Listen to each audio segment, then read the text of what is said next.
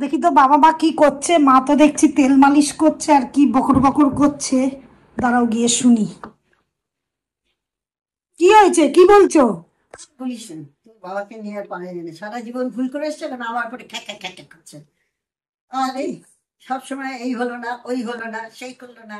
হ্যাঁ, এই বয়সে এখন নাকি ইয়ে করবে।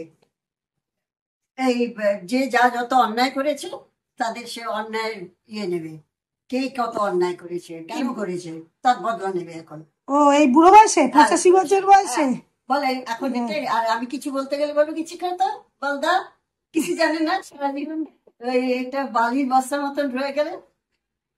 জিজ্ঞেস করতাম বাবাকে এই কথা বলেছে কিনা আমাকে। কি বলছো বাবা, কি।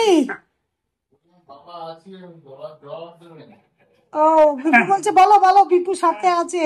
মা বলে যাচ্ছে, তুমি একা হেসে যাচ্ছ, শুনে যাচ্ছ। হ্যাঁ এখন বলার পেয়ে চান্স পেয়েছি, এখন কি ছাড়বি? সেই জন্য চান্স।